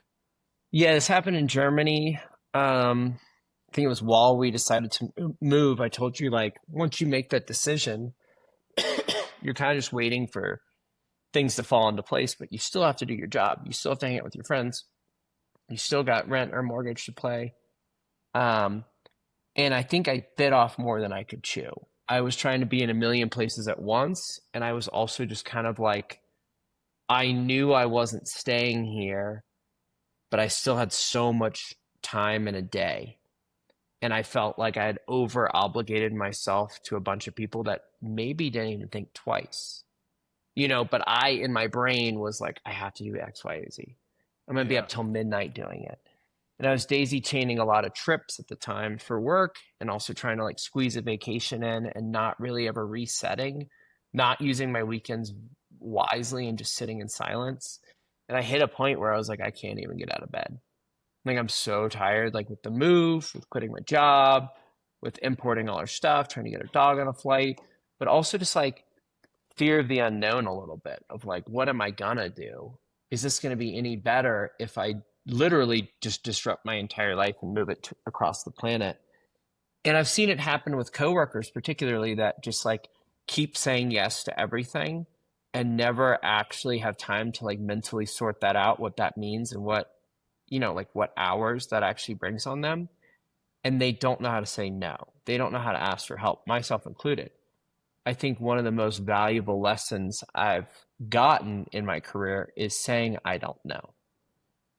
Not, I don't know, but it's like, hey, I don't know, but I can figure it out. Or, hey, I don't know, but this guy's actually better for it. And the amount of times in this case in particular that I said, I don't know, but I'll figure it out, that's like that you're like, the learning curve is so dramatic. If you're looking for like a really intense skill or background knowledge, you're putting yourself in a horrible position, you know? And I kept saying like, sure, man, I'll just finish it before I quit, or like, oh, I'll do it before I move. And I'm like, I have no intention of doing this, but I need to like try to dig out of a hole. It felt like I was constantly digging and sand was just pouring in. So I think light at the end of the tunnel was just being like, I'm pulling the plug on all of it. I'm And just how gonna did you like, afford to do that though? in Germany, I just like took vacation days. Oh, And it oh, was okay, I just like, see. Okay, yeah, yeah, yeah. sure. I hadn't quit yet. And then even when I did quit and I was out of the company, I think I literally just sat on my couch for like 3, 4 weeks and just played video games in dead silence. And just Wow. like, I don't need to play with friends, but I need to figure it out in my head, right? Of just like, hey, these things are all about to come. All these dominoes are going to start falling into place, but it's not right now. Why am I worrying about all this potentials? Yes or no's, maybes, hypothetical situations, when reality, we live in the present. There's nothing we can do about the future but prepare, and there's nothing we can do with the past than to learn from it. But I kept trying to like, and I do it every now and then where I'm like, oh, I gotta like do all this stuff before it happens. And it's like, we're either gonna get on the flight or we miss our flight. It's like, we're either gonna show up to America and love it or not. We're either going to like quit my job and all my coworkers and my team are going to be fine, or they're not. There's nothing I can do once I quit. And I Sure. still talk to them once a day, about once a day, my favorite ones. But they're still navigating that, right? And I think it's for them too. It's scary. It's like their boss quit. What does it mean for them? And I was, taking what they were saying to heart too much. And there's nothing you can do about it. It's the Sure. sad reality of life, right? What you can do is steer the ship. So I think like kind of snapping out of that, um, it helped a lot. And I know a lot of people that they take off, like they do a sick leave or they do burnout leave, and they just don't bounce back. They're like, I'm just done. Yeah, I want to like that's go work at a definitely coffee shop or something. Like, that's that's definitely what I something I always threaten also. myself. Yeah. Yeah. Well, do you ever still find yourself like thinking about that? Because right now you're in a marketing position at an agency. Um, do you ever think about like just being done with that world and doing something much more simple? All the time. There's an interesting part, which is like, I have some of my best friends ever that were like, someone that studied like tectonic plate movements in India, some Wow. Canadian guy. and he moved to Germany and was like, I'm gonna work at a pizza place. Wow. And I'm like, That's a why? stark difference. And he's like, well, then I am done. I carry nothing with me. When my shift is done, just hanging out. When I'm at work, I'm at work. When I'm done, I'm done. There's no deadlines. There's no product proposals. There's no internal reviews. There's no endless meetings about potential. And I think about that a lot. And he actually visited us on our road trip across America. And I know another guy who was a CFO at a huge tech company. During COVID, they fired all his company and he just opened a bakery with his wife. Well, that's And pretty he's like, cool. I've never been happier Yeah. because my day ends. And I'm like, yeah, there's some worry, right? Because he's running a business. But in reality, you're like, well, you just live day by day. And I think there's a beauty in that. I think that's how mankind existed for Yeah, thousands of totally. years. That's how we evolved, and we It's have the like, same DNA. well, just go to the farm, go home, go to the shop, go home, go to the castle, go home. And now we're trying to figure out how we can be connected 24 hours a day. The amount of people that are like, call me at any time, I'll wake up. I'm like, you're good. I don't want to Oh, talk to you. And I remember like this is crazy, but when I was working in Germany at this streaming company, we had a guy who literally just took the night shift from me because any ping on my phone, I would wake up to that vibration sound and I would read all the social media messages and it made it look like I was always active. But in reality, it was like 3 a.m. What could it be on social media that you really want? And it was that idea of like, well, I have a phone, we have the internet, I'm always available. It's like, no, just leave me alone. So a part of that, I think Germany did teach me there's an on and off switch. But there is a beauty in like, yeah, what if I go and start my own coffee shop or, my own craft thing? I don't know. But for now, it's like, this is clearly my passion. And every time I go to do something, I'm like, well, here's the marketing plan. Like my sister-in-law is starting her own kind of side company. And we were talking last week and I was like, here's how you're going to do it. Here's this differentiator. And she's like, well, and for me, I'm thinking like, well, I have imposter syndrome. Like she already knows this. And she's like, this is crazy. Have you done this before? I'm like, all the time. But in my brain, it's like full force of like, this is how you're going to tackle social media. This is how you're going to bring in users. This is how you're going to retain users. So I think even if I did coffee shop, I think the coffee would suck because that's not my passion. sure. It's But you have like the finances and the inventory dialed. I think the logo would look really nice and the cups would be fun. But that's not what I'm supposed to do. I think it goes back to what I was saying at the beginning is like, I want to entertain people and I want to give people experiences that make their life better. I've had a lot of things and throughout my career of like a product or service that's just been net bad or sucky for the environment or a crappy product that they're like, once we're getting all, it's these drop ship things. It's like, well, the products kind of suck, but it's super cheap, so everyone's happy. I'm like, no, they're not. They're going to be super pissed once this breaks in 1 month. Like, I don't have that in me. I don't need the cash that bad to like put my own career on the line for your stupid thing, that you just want to sell immediately to a bigger buyer. So I think, I don't know. It's a struggle we all have is like, is this what the meaning of life is? I'm like, the meaning of life for me is doing something that makes me happy, that gives my brain enough exercise that when I sit there and do absolutely nothing at the end of the day, I don't feel bad. Sure. So So you have like a clear, like you're able to clearly define what you're passionate about, making people laugh and doing that kind of thing. But what would you say to people? Because in America, it seems like we're seeing this increased trend of young people in their young 20s who are not passionate about anything and they do not want to submit to the corporate state. yeah, join the party, man. So I think that's the thing is like, well, if you're not passionate about anything, no one's gonna be passionate about you. And I see it a lot with like everyone's like Gen Z, blah blah blah. It's like most young people feel that way. I feel I that know way. it, It's something I struggle with. sure. I know a ton of my really close friends who just are like, you pay me to be here, so therefore I'm here. It's like if you're happy doing that or you're content, great. but you can't expect bigger, grander results. It's not like Office Space where the guy's like maliciously trying to sabotage the company and he keeps getting promoted. That doesn't happen. But if your goal is, hey, I'm going to work super incredibly hard for the next 10 years, and then I'm going to coast once things are more comfortable, versus, hey, I'm going to coast from the beginning and hope things get better. Like, I do know people like that. They're going to stay at the same level they forever are because no one's going to take a risk on you if you're not going to take a risk on them. You That makes know, sense. Yeah, totally. I guess I'm just trying to touch on like this broader trend of people who aren't working. They're just comfortable living out of a van and not having health insurance and not having a family and never being a homeowner and never having anything significant. And maybe that's okay for them if it works for them. But like I'm just thinking about like the broader downstream externalities of a generation of people who work significantly less and don't want to do that. And they don't want to spend a third of their awake adult life engaged in tasks that they aren't passionate about. And so they end up just, like living in out of vans or what have you. I would Um, say like even us on our road trip, we were envious of those people from Europe looking into like people who did that during COVID of like I sold everything, I ditched my lease.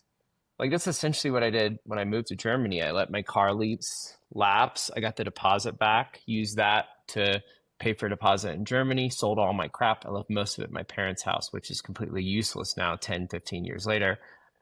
I would say more power to them, man.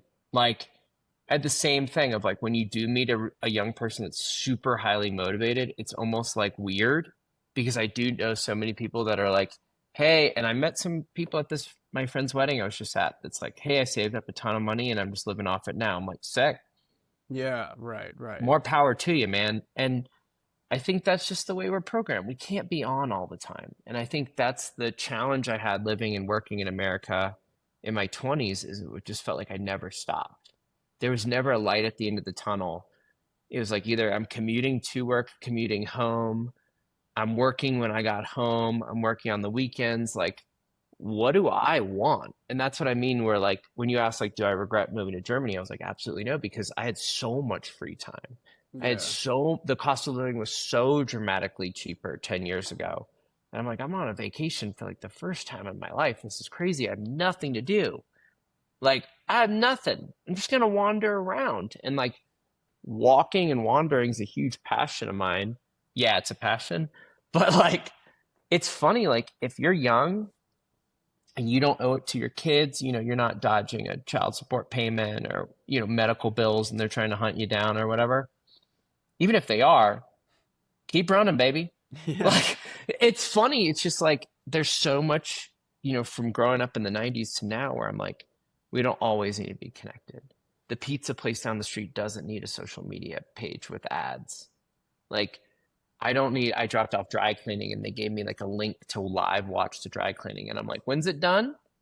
That's fine. And they're like, you can check every progress of the way. I'm like, don't care. Yeah. That's just more clutter and crap. And Everything and everyone is just becoming like mini influencers or online personas, and it's just kind of how things are going. And I don't necessarily see that changing at all, you know? I don't think it's going to change because the barrier to entry is zero, right? Like Exactly. old school influencers were either spokesmen, celebrities, movie stars, musicians, politicians, journalists. Now anyone can do it, but they're all marketers. If you broke through the clutter, you figure out how to differentiate yourself. You figured out how to tell a coherent story. And you also watch what other people are doing and you said, hey, this works and that doesn't. So the mini influencer thing, like I have a lot of friends that are like, oh, I'm going to be an influencer for a year. I'm like, and do what? I Right. haven't figured it out yet. I'm like, well, your audience isn't going to figure it out for you. Like, what are you passionate about? No, Or this is a like, really good opportunity for me to ask you about the format for this very project right here. Like, mhm, I don't necessarily know what I should have as like the format for this. Obviously, mhm. we've talked a lot about like navigating career changes, and we've talked about how to stand out when applying to jobs. But on some level, I don't know what I'm doing with this, and I don't know what it should or will turn into. I know that I want to extract insights and be have resourceful conversations that could be valuable to others, and let that parlay itself into other opportunities. I just have no idea what that looks like. And I don't so, think you will know. I mm, don't think you can go into it and say, like a lot of media plans or marketing plans over the years, like everything we come up with never happens because it's just not how people react. I think you'll know when it hits you. I think you'll have a conversation or a quote that'll resonate with you, and you'll think about when you're going to bed and you wake up and you go, yeah, that actually was kind of cool. Or like, I like the idea of, people trying to find jobs. I like the idea of people quitting jobs. Like, you need to find something that you can say, this is what I stand for. yeah, something And that I can own, yeah, like not own, you but can like own. make my own. Yeah, it's a Yeah, good but that's term. okay. Like, it's like for me moving to America, I'm like, I need a car. It's like, do I want a used or new car? I'm like, I don't know. Do I want a sedan or an SUV? I don't know. You tell me. And I kind of kept waiting for that moment. And once I identified, I'm like, well, we need a truck if we want to do this cross country trip. Well, I don't really like trucks. What's the least trucky truck I can get? Well, I had a shitty old Suburban. I'm just going to get the Chevy because that drove like my old Suburban. But then I'm starting to be like, okay, well, I like that and I like this and I don't like this and I like that. And then it hit. And now I'm like, well, I thought I was going to buy this car and sell it, a year later when I was done with my trip. And now I'm like, no, man, I'm a Silverado boy, but it hit. And there was a moment where I go, aha. And people always say there's a light bulb moment or there's, a moment of clarity where you're like, actually, what, this question or this response resonated so well with me that I want to ask other people that. I think that's how you know. And that's how you know when you have a good product, right? Is you're solving a problem. No one's buying a product because everything's good. Correct. It's like, think of cleaning products. It's like all purpose cleaner. Okay, cool. Does it have bleach in it? Does it clean faucets? Yeah, it's all purpose. Well, then how is that different than the faucet cleaner? I'm going to buy the faucet cleaner. You know what I mean? Like, that's how our brains think, is like, this is for that, this is for that, this is for that. You can't be too much to too many people. Exactly. That's something that I'm trying to work on now. Like, I'm trying to talk to, I guess, three types of people, broadly speaking. People who are lost, like myself, because that's Mm-hmm. relatable. Secondly, Sure. people who are industry insiders. Mm-hmm. People like you who can lay out a path from 0 to 1, how you did things, because that's valuable. And then also people who are content creators and earn an income online. So I have Yeah. like a broad idea of three people I want to talk to because I think it all goes together comprehensively. But at the same time, sometimes I often think to myself, or since I've started doing this, it's like, is that too broad? Like, is that going to be too much? Because how are people going to relate to this? Is this going to make sense to people? Like, I don't necessarily know that it does. And part of me thinks that I do have to evolve this into something that's more digestible or more niche. I just don't know what that looks like yet. I'm just being, I Well, guess, like right now, even if you cut out the content creator pillar or you combine it into the industry insider, it only helps your case. It's less you have to explain. It's less competition you have with other people. And you say, hey, I'm talking to people that are lost and found. I'm talking to ooh, people yeah. who don't know what they're doing, and I'm talking to people who know what they're doing. And it's kind of the yes and no ping pong back and forth. I think that's more of a conversation you can have across many episodes versus then if you throw in like, so, like, how'd you make money online? Like, hey, how are you a content creator? Like, that's still people that found their way. Or it's still people that have no idea what the hell they're doing, you know? So even that, it's like, that's more digestible in one sentence. Yeah, I'm really glad I asked you then. Thank you for sharing that. That's really good feedback, rather. Yeah, lost and found. Currently, in my mind, it was like the people who are lost, I would call that like that segment, the search, and then people who are industry insiders, the path, and then people who are content creators, the edge, because in many ways there are like edge cases. But Sure. I think what you said sounds a lot better and it's a lot less confusing. Lost Well, and it's like, found. what is it like 4% of online creators ever make more than $10,000? Well, It's like, that's why some people want to know about how they do it because everyone and their mother creates content. Well, not I mean, sure. you know what I mean. My But mom does. Yeah, she loves ChatGPT, but oh, yeah, no, amazing, I know what you amazing. mean. Yeah. I guess, but like to your point, it's a very small percentage of people who can parlay that content into an income stream that allows them to leave their 9 to 5. And so I think Well, like people are very allured to those types of conversations, but I could still have them without having like three-pronged approach, I guess. sure. And then you also have like, you never want people to say, "What are you asking me?" Like I didn't have Instagram forever. Well, I had it and then I deleted it and then I got it again for this road trip so my friends know I'm alive. And I am not an ad. I don't have an ad portfolio. So I get so much shit where I'm like, "What is this?" And I'll see the ad 400 times. I'm like, "What are you doing?" You know, you can't quickly convey what you're selling. You're just wasting my time. It Right. makes me kind of hate you. And I think when you go to someone and you say, "Hey, are you searching for like career guidance? You're searching for career answers?" A lot of people can self-identify there and say like, "Yeah, I am." And even for me, where it's like, "Hey, do you think you found what you want, or are you still searching?" We're like, "Well, yeah." Like yes to both. I don't know. You probably don't want to talk to people that are gun-ho, like, "I'm God's gift to mankind," but you also don't want to talk to people that don't want to do anything. You want there to be a conversation, you want there to be discovery. And I think you asking questions invites answers versus there are a lot of podcasts out there that kind of just have conversations, but there's no real substance to it. Yeah, that's what I'm And looking for now. yeah, And I need to get it's better at tough. that. Like part of that's like a me flaw. Like I'm not necessarily a good conversationalist all the time, and I You're don't doing always ask. good, by the way. So I Well, I think appreciate that. all your questions aren't, "Do you like your job?" It's like there's more thought provokingness to it. And I think also getting people to be vulnerable. We're That's a not, big goal, and that's a big goal of that's a mine. big goal. And the whole point of social media is that it only highlights It's a highlight what reel. you want to share. Hmm. And it makes you think like if you have 100 friends and each post once a day, it makes it look like everyone's having a great time but you. Yeah. And in reality, like I would say most of my followers, even on my small little account of close friends, don't post shit. Do I assume they're miserable? No. But Probably the like it's opposite. Probably the probably opposite. they're probably, I will tell you at the time of my life at this wedding, I took one photo.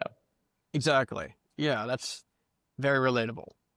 So I think you need to find people that, you know, have done a career change recently. You can look that up on LinkedIn Sales Navigator. You can look it up on Apollo. You can look up all these things and just be like, "Hey man, I saw you jumped from head of pharma marketing at some healthcare network to an indie AI product. Why?" I really like the sound of that. That's a good idea. I haven't even thought of that, but I should do. I should set up a LinkedIn sales nav and create like a spreadsheet of people that I could reach Just out to. get Apollo for free. That's what I use. Okay. And that's what I used when I was tracking if they filled out my unemployment paperwork. Is Yeah. it's like, "Hey, recent, like look up, senior level, whatever, recent job change." You look from where they went to where they went. "Hey, I saw you switch. I'm not trying to sell you anything. I'm just curious why." You know? Yeah. And I think for a It's lot of great. people, they say like, "Hey, I don't believe in the industry anymore. I've become disenfranchised with XYZ and I'm looking to be more innovative," or like, "Hey, I moved or I had a kid. I don't want to be here 20 hours a day anymore." Um, I think that's valuable. And then even for people that are lost, you can find, you switch jobs every 7 months. Are you searching or are they searching for someone that you aren't? Does this job really make you happy or do you just want money? Because it can Yeah. be both, right? Um, 100%. and I think too, like it is interesting on Reddit, who posts is like, what is it, 0.1%, and who comments is 1%. Who are all the people just reading? Right. You'll never know, right? But if they've joined the subreddit, they've automatically opted into some type of conversation that they don't realize that they're a part of by just voyeuristically consuming that media. Yeah, these Now, are I'm not brilliant saying insights. post don't post Instagram ads, but I would look for like those conversations happening, especially on LinkedIn. I see people all the time that are like, "Hey, I just got a new job," and it's like a crazy career shift, and I'm like, "Holy shit, why?" Yeah, I got to get And my that's LinkedIn back up. you got it. I mean, I hate it. It's my most hated social media network, but it's where people are the realest. because I just want to post pictures of my dog all the time. And I do. And my LinkedIn followers, I'm like, when I get the 1,000 requests, I don't. But over time, I'm like, you've opted. I think I was a little too real on LinkedIn. Yeah. Some people have told me I was a little too honest on You LinkedIn. I've gone too honest. I've gone too playful. I've gone too abstract. I've gone too more satirical. Yeah, I've done that too, Um, just for fun, but people don't really like it. no, it's the LinkedIn lunatic shit on Yeah. Reddit. If you've ever been there, it's funny. But it's like, it does show you like, it's pure posturing. It's pure projecting because no one's going to say horrible things. But you're just like, you kind of have to read it between the lines. Like, oh my God, I just joined my dream job. And then they posted that a year ago. You're like, wait, how did your dreams change? I think asking those questions, you put them in the defensive position versus like, hey, I see you're now the head of marketing. Can I have a job too? Like, that's not what you want to have. You just want to be like, hey, why'd you do that? Yeah. That's crazy. What kind of skills did you have to learn to get that?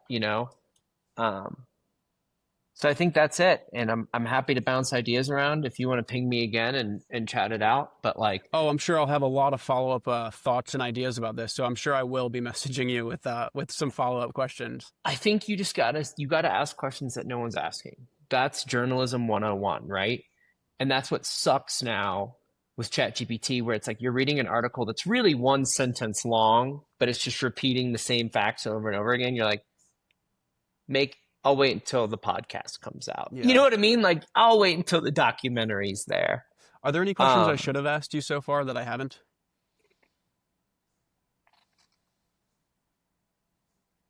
no, Okay. Well, I think that's a good role of a marketer, and which you are now, is you don't want people lingering on the unknown, and you also don't want there to be like, if you're just asking me about moving to Germany for 90% of this, and the last question you're like, yeah, how'd you get in this career? I'm like, I don't fucking know. You know what I mean? Like, you told a good story arc. You have relatable points throughout it. You know who you want to talk to. I think the only real thing you're missing is just like, yeah, like what's next, right? Like, do you want people to leave saying, hey, yeah, I found the light thanks to you? Or like, actually, I questioned my career further thanks to you? Like, well, what's the I net can outcome? articulate that. I can Sure. articulate that clearly. And for me, it would be to increase the amount of disillusionment with the lesser alluring aspects of work-life balance in America these days. Oh, yeah, it's crazy. Do you think that's like Oh, yeah. a rational uh boilerplate? I think it's interesting. It's a little negative, but I think it's to It make is. people think about like, we are on a screen all day. And that is negative. There's a lot of Yeah. negativity, and If you can I be don't want to lean in. contacted, yeah, if you can literally get text messages in your car, how are you your job, or are you an employee at your job? It's a little bit And of both. It's a I little bit think of both. most people are their job, right? Yeah. And that's the whole dystopian genre. That's the whole, you're born as an accountant, you're born as a librarian. It's, I think we're getting closer and closer to there where can I just say like, I'm a firefighter now? Right, right, right. And No. Like maybe I could join the military, but I'm too weak for that. I don't, I'm too old now. And like, could you just do these insane shifts that happen in books and movies and TV? It's like, no, not really. yeah, right. Well, and I that's mean, part of the reason that I want to talk to also people who have figured out how to be content creators and influencers and unconventional ways to earning an income because, they're, like I said, it is rather dystopian and vapid and bleak for a lot of people. And I think being able to tie it together comprehensively with people who are doing something that they find meaning in, that they're making money with, doing themselves, like that's a really, in my mind, that would be a really comprehensive way to tie it all together. well, I And think also even asking them, do they like it? yeah, right, Because right. think about like back to music or bands, there's a lot of bands that did, you know, their one ballad. I can think of like the band Sugar Ray was like a hardcore band. They did the song Fly, which is a ballad, very soft and cool. And then their whole their whole genre pivoted to that one thing. Are they still hard rockers? Hell yeah. That's their genre, but they knew they could make money doing beach rock. It's like, so then do they like it? It's like if you're a content creator and you did a one-off video that went viral and you lean in, right? First rule of improv, yes, and lean in. Did you like the lean? Are you just doing this because it makes money? Or are you actually passionate about video game news? Are you actually passionate about reviewing the newest car? Or is that just something that's fallen in your lap and you now feel obligated to do? So, and I would say like walking away from being a content creator is even harder than quitting your job, Why do you think right? that? Why do you think? Because it's Well, I think yours? you have a two-way conversation with your own fans. You're your own brand, and there's no way a part of you doesn't imprint on that digital asset. You can't just sell your channel to someone else. Like people Right. do, and it just flops and they absorb the media and whatever. But then if you do walk away, like, are you still Jack the creator? Or are you Jack the account manager? I think Yeah. part of you will always have that online soapbox in a way where it feels too hard. Like, do you think you could still do video game news in 30 years? Or like, will you have employees? How does that work? Like, can Mr. Beast still be Mr. Beast if he's a 65-year-old guy? I think he's gonna have enough money to not give a shit, Right. but like, clearly he has enough money now and he's still doing it. So Yeah. he's getting joy and passion out of it. At what point do you say, actually, I hate this shit? I'm Right. done. At what point does a band say, major band that has 30 farewell tours, they keep coming back because they either need money or they like it, or they're doing it for the fans. At what point do you just not care? So, But there's also like on the mm, music note, I think how like some bands will, like, members will start their own side projects so that they can do both. sure. They can pay the bills because their band's like turned into a specific thing, but then they also can express themselves and do that. I think a lot about that too. There's a ton of them, right? Of like Yeah. even the most like intense metal bands, and you're like, man, and the singer's in this like soft rock band. It's Yeah. like, what's Right. he really like? I don't know. Um, yeah, I mean, we're complex beings, right? We're more than our job titles, but we're also more than like who we say we are online.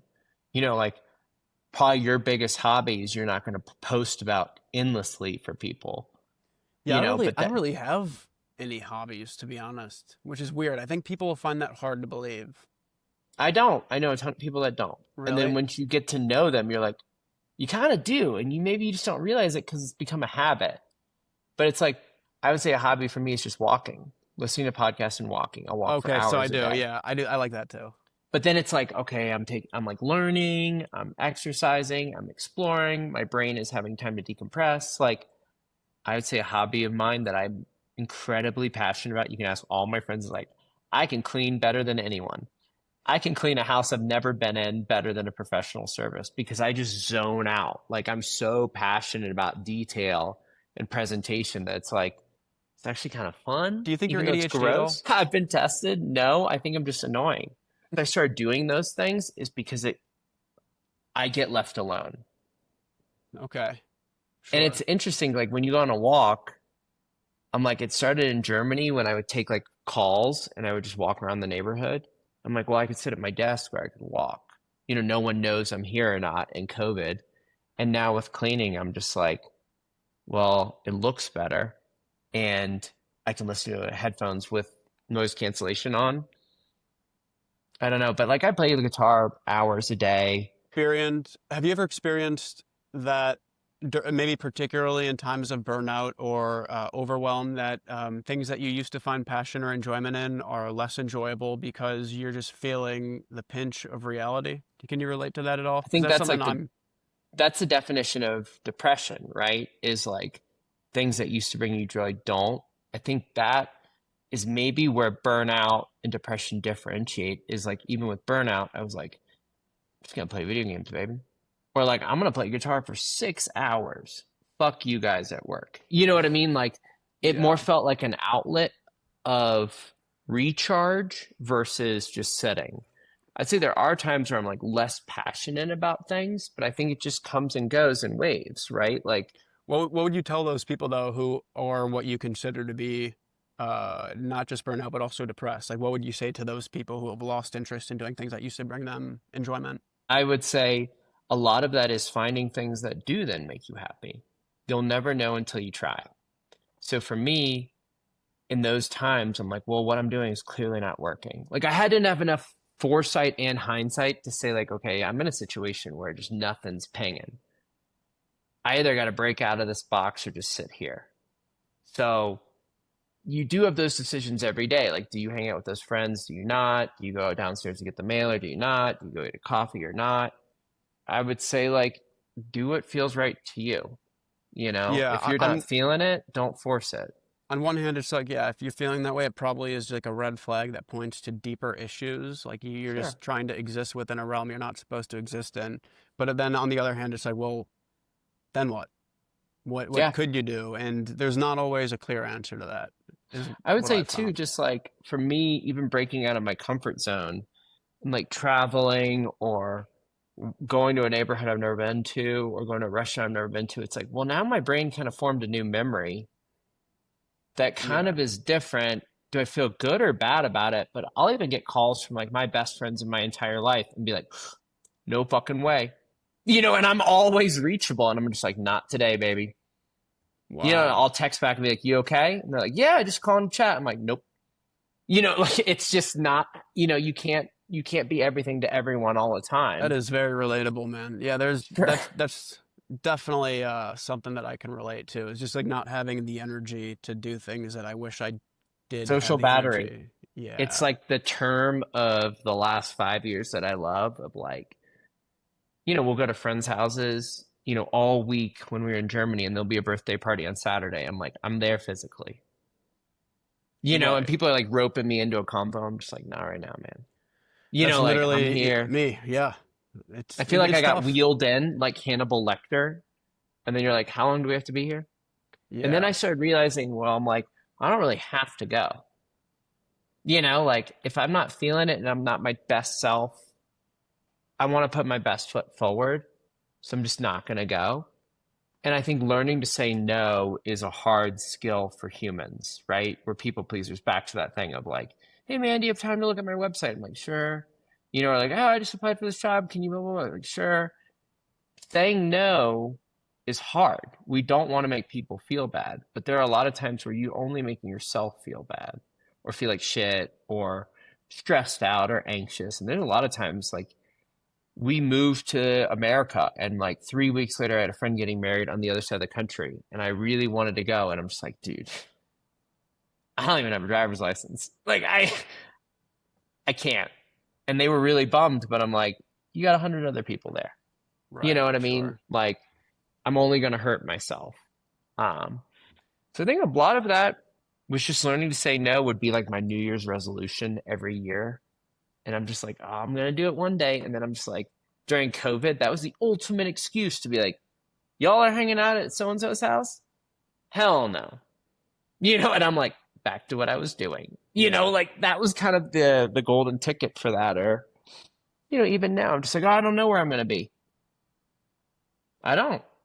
I'm going to be here, but I don't know that, you know, and I think it's just like knowing who you are and what makes you happy and leaning in, but also like knowing what doesn't make you happy. You don't have to put on a character if you don't want to. It takes more energy, you That's know? something that I have also been like realizing about myself is that as like the more people I talk to, the more I realize like sometimes like I don't want to make people feel rude or that I'm not like attentive to them, but I Right. think naturally my personality is very blunted. I'm a very like monotone person, so I've noticed in like these podcasts or these episodes that I've these chats that I've been having, there's been times where I've found myself like trying not to do that because I don't want to come across as rude. But then the result is I end up like just coming across as like super duper anxious and nervous and just spastic. And that's not good either. I think So, that's like a key sentence I always heard is like, don't be someone you're not. Don't be someone your character, you know, doesn't resonate with. I'm like, what if you just don't like who you are? And I think I lived by that mantra. what you just said, forever. And when I moved to Germany, and even with this friend's wedding I just went to, I didn't know a single person there. And I went to the bachelor party and I'm like, I could either be the weird guy from Germany or I could be fun. And I didn't say that's not who I was, but I more treated it like, do you know, like the rock star Iggy Pop? Yep. I don't know a single one of his songs, but if you meet him in real life, he does not go by Iggy. He goes by whatever his real name is. Like, that is a character on stage. Dolly Parton does the same thing. Her husband has never seen her perform. They've been married like 50 years. No kidding. Okay. She literally, if you saw her on the street, you wouldn't know it was her.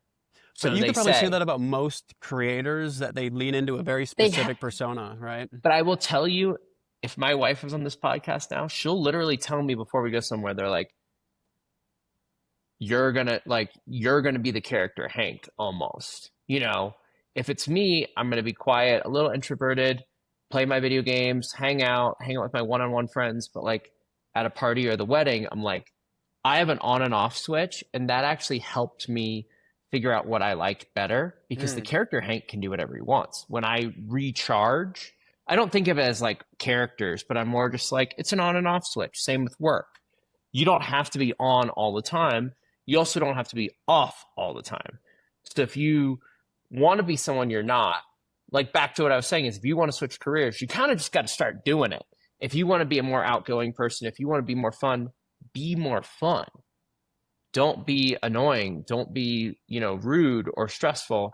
And like you just said, like, you're trying to be more open-minded with these conversations. Like, whether that is who you are or who you aren't, it is who you are in the present, right?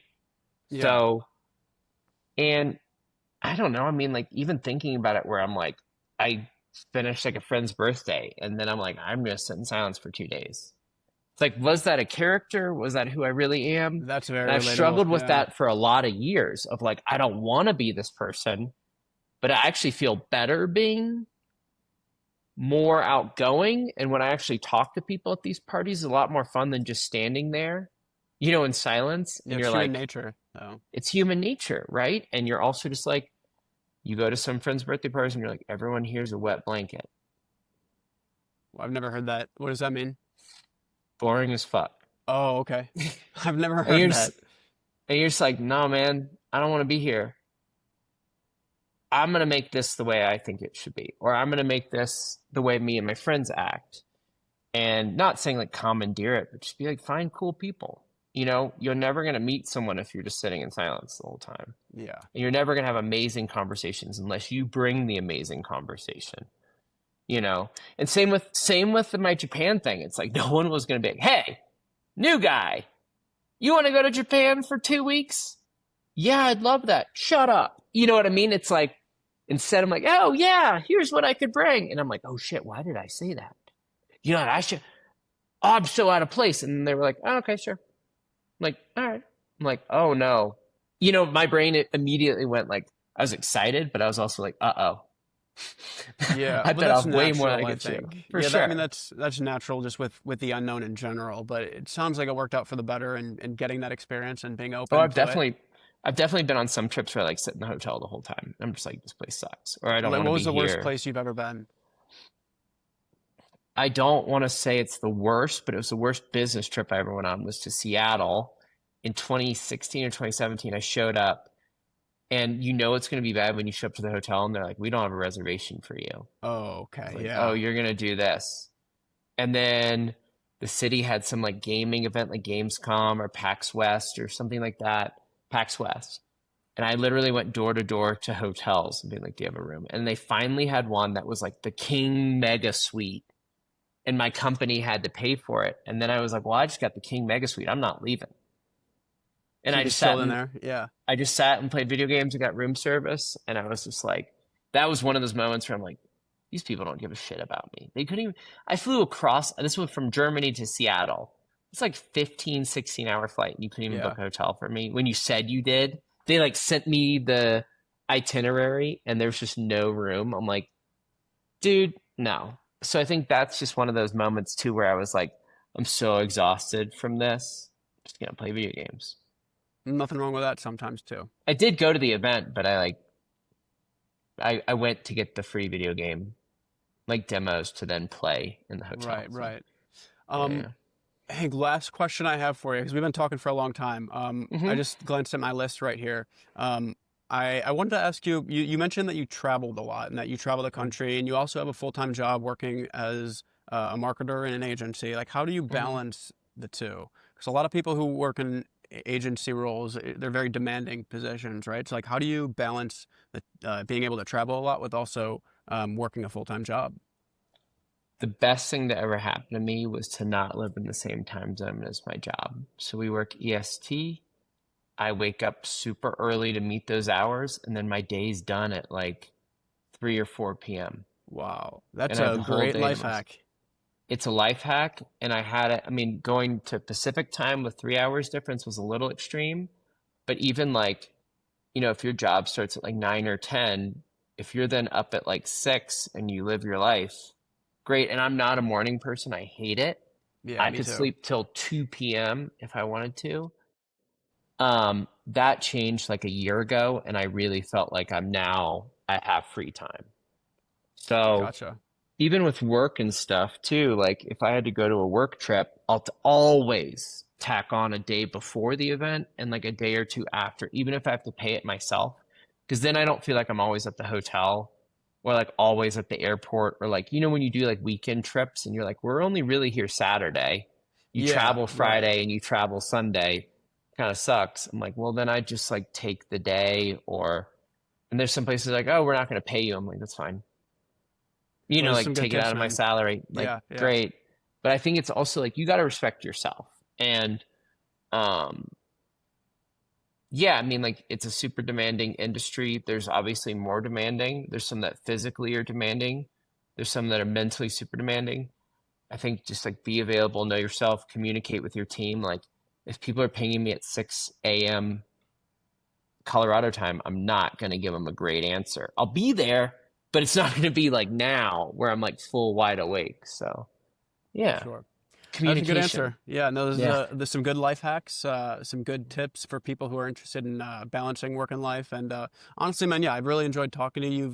Yeah, same here, dude. You've given me a lot of like really interesting ideas just for my own project for this life audit. Hmm. You've also, I think, really done a great job of like laying out how you navigated uncertainty and coming back from Germany and how you look at going above and beyond to find roles. I think that's very valuable. So honestly, just thank you, man. I appreciate it. I mean, it even helps to like talk it out, right? Because like we all hate uncertainty, but I'd almost rather be wrong than say maybe.